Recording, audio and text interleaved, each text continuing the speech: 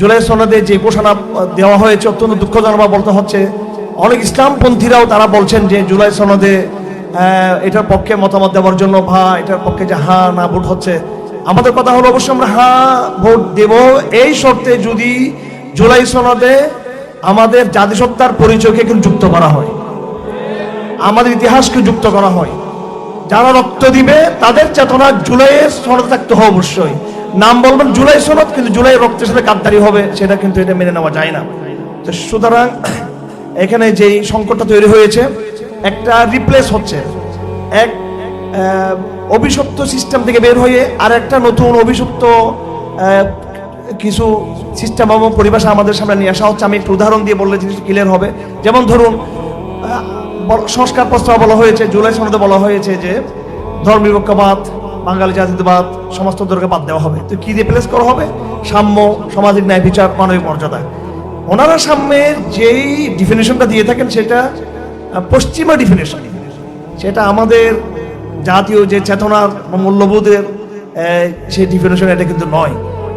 তারা এমন সাম্যের কথা বলেন, এমন মানবিক মর্যাদার কথা বলেন, যেখানে আমি একজন হেফাজত ইসলামের যুগ্ম মহাসচিব হয়ে আমি যেমন কথা বলার অধিকার রাখি একে মঞ্চে, একজন এলজিবিটি এবং সমকামীও তার বক্তব্য সমান অধিকার নিয়ে এখানে দিতে পারবেন। এখানে ওনারা এটা চাচ্ছেন জুলাই সনদের মধ্য দিয়ে। সুতরাং এটা সংস্কার করতে হবে। এটা নিয়ে আমরা অনেক আলোচনা করেছি, ঘোষণাপত্র আমাদের সামনে রয়েছে, এটা আমাদের সামনে রয়েছে। ইনশাল্লাহ এটা আপনার সকলের হাতে পৌঁছবে। এই জুলাই সনদ আমরা আমাদের সম্মানিত চিফ অ্যাডভাইজার ওনাকেও আমরা দিব, এবং যিনি ল অ্যাডভাইজার রয়েছেন ওনাকেও দিব, ধর্ম উপদেষ্টা যিনি তাকে দিব, এবং আরও যারা উপদেষ্টা রয়েছেন বাংলাদেশ বর্তমান ইন্টারিম গভর্নমেন্টের সবার হাতে আমরা দিব।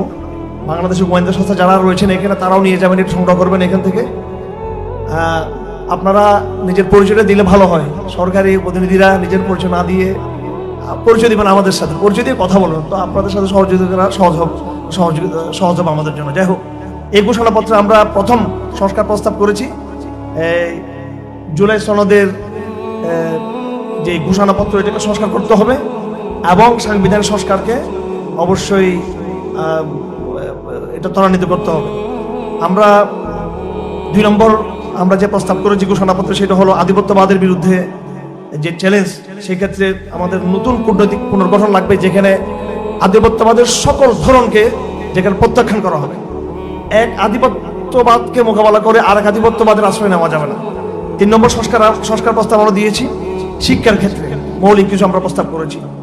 এরপরে আমরা অর্থনীতির ক্ষেত্রে আমরা যাকাতকে মৌলিক আইনি এবং প্রাতিষ্ঠানিক কাঠামোতে আলোচনা প্রস্তাব করেছি। আমরা এরপর প্রস্তাব করেছি ইনসাফ প্রতিষ্ঠায় প্যারালাল শরিয়া আইন, প্যারালাল, এটা আমরা প্রস্তাব করেছি। প্রথমে সিভিল ইয়ে থেকে হতে পারে, পারিবারিক আইন জায়গা থেকে হতে পারে, সামাজিক মীমাংসা ইত্যাদি জায়গা থেকে হবে। এরপরে পেনাল কোডের অন্যান্য বিষয়গুলোর প্যারালাল শরিয়া কোড, এটার দ্বারাই জনগণের ইনসাফটা প্রতিষ্ঠা হবে, কিন্তু বিচার যে দীর্ঘসূত্রিতা সেই জুলুম থেকে মানুষ মুক্তি পাবে। আমরা এরপরে ইসলাম ফোবিয়া, কাঠামোগত ইসলাম বিদ্বেষ, ইসলাম অবমাননার শাস্তির বিধান নিয়ে আমরা প্রস্তাব করেছি। পার্বত্য চট্টগ্রাম জাতীয় নিরাপত্তার বিষয় নিয়ে আমরা এখানে প্রস্তাব করেছি। রোহিঙ্গা সংকটের থেকে উত্তরণের জন্য আমরা সুস্পষ্ট এখানে রাষ্ট্রকে আমরা কিছু সাহসী পদক্ষেপ নেওয়ার জন্য আমরা প্রস্তাব করেছি। সাংস্কৃতিক আধিপত্যবাদের মোকাবেলায় আমরা আমাদের প্রস্তাবগুলোকে নিয়ে এসেছি। মিডিয়ার যে মিথ্যা নেগেটিভ, এক শ্রেণীর মিডিয়া বিদেশি আধিপত্যবাদের গোলামি যারা প্রতিষ্ঠা করতে চায়, তাদের সেই নেগেটিভের ভিত্তিতে অনেক ভিকটিম হচ্ছে। আমরা সেই নেগেটিভের বিরুদ্ধে সরকারকে প্রস্তাব করেছি। আমার ভাইয়েরা, এখানে আসলে নতুন করে কোনো কিছু বলার নেই। ইসলাম ইতিহাসের রাজনৈতিক পরীক্ষিত বাস্তবতা, যে ইসলাম রাজনৈতিকভাবে মানব সভ্যতাকে রাজনৈতিকভাবে, আইনগতভাবে, সাংস্কৃতিকভাবে বিশ্ব মানবতার ইতিহাসে 1000-এর বেশি সময় লাগাতার মানব জাতিকে নেতৃত্ব দিয়েছিল। ইসলাম একটা এক্সপেরিমেন্ট 1000 বছরের। সুতরাং আবার ইসলাম আসলে কি হবে না হবে এই ফোবিয়া ভোগ করা, এটা মারাত্মক একটা প্রবণতা। সুতরাং আমরা যে দাবি আজকে দিচ্ছি, এখানে অনেকে জঙ্গিবাদের গন্ধ খুঁজে পাবেন, মৌলবাদের গন্ধ খুঁজে পাবেন, রাজাকারের গন্ধ খুঁজে পাবেন।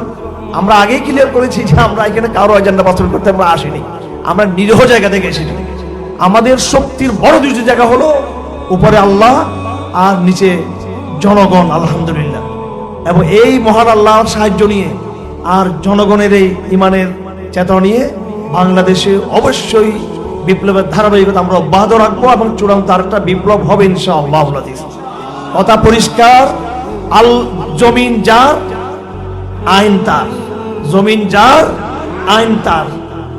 এখানে কথা শেষ। এই কথা দিয়ে আমি শেষ করতে চাই, যিনি আমাকে সৃষ্টি করেছেন তিনি আমার ভালো মন্দ ভালো বুঝবেন, তিনি আমার স্রষ্টা, তার শরিয়া তার আইন তিনি ভালো বুঝবেন। আমরা আজকে তার প্রতি আত্মসমর্পণ ঘোষণা করলাম। সকল জাহেলিয়া সেগুলো আমাদের নবী ঘোষণা করেছিলেন বিদায় হজের ভাষণে, আলা ইন্না কুল্লু মুল জাহেলিয়া তাহতা কদামি মাউদু, জাহেলিয়ার সকল নিয়ম কারণ আমার পায়ের তলে। আমরাও সমকালীন আধুনিক জাহেলিয়াকে পায়ের তলে দিয়ে ওই মহান স্রষ্টার বিধান, যিনি আমাকে আপনাকে সকলকে সৃষ্টি করেছেন, তার আইন আমরা চাই। একদম সিম্পল বিষয় এখানে। সুতরাং আমাদেরকে ধাপে ধাপে দিকে এগিয়ে যেতে হবে ইনশাআল্লাহ আজিজ। আপনারা সকলে টেকনাফ থেকে তেঁতুলিয়া পুরো বাংলাদেশ আপনারা তৌহিদের দুর্গ গড়ে তুলবেন, আপনারা ইমানের পাঠচক্র গড়ে তুলবেন। আপনারা সকলে আমাদের দাওয়া মুভমেন্টের ব্যানারে ঐক্যবদ্ধ দাওয়াতের মেহনতে যুক্ত হবেন এবং উলামা জনতা পরিষদের ব্যানারে আপনারা আমাদের রাজনৈতিক যেই এজেন্ডা রয়েছে সেটাকে জনগণ ইনসাফের স্বার্থে, আল্লাহর সার্বত্র প্রতিষ্ঠার স্বার্থে আপনারা এই প্ল্যাটফর্ম উলামা জনতা পরিষদের রাজনৈতিক প্ল্যাটফর্মে আপনারা যুক্ত থাকবেন। আমরা আগেই বলেছি, এটা কোনো নির্বাচনমুখী ক্ষমতামুখী কোনো পাওয়ার গ্রুপ নয়, এটা হলো একটা গুরুত্বপূর্ণ পলিটিক্যাল প্রেশার গ্রুপ বলতে পারেন আপনি। আমরা পলিটিক্যাল শব্দ যুক্ত করতে চাই না, আমরা বলতে চাই এটা প্রেশার গ্রুপ। ইনশাআল্লাহ এই বাংলাদেশের রাজনীতি অবশ্যই জনগণের যেই ইমানি চেতনা, ওই চেতনার ভিত্তিতে ইনশাআল্লাহ আগামী দিনের গতিপথ ঠিক হবে ইনশাআল্লাহ আজিজ। আমরা ক্ষান্ত হব না যতদিন পর্যন্ত আল্লাহর দেওয়া শরিয়া যে ইনসাফ মানব জাতির জন্য তিনি ফয়সালা করেছেন সেটাকে যতক্ষণ আমরা বাস্তবায়ন করতে না পারি ততদিন পর্যন্ত আমাদের এই সংগ্রাম ইনশাআল্লাহ অব্যাহত থাকবে।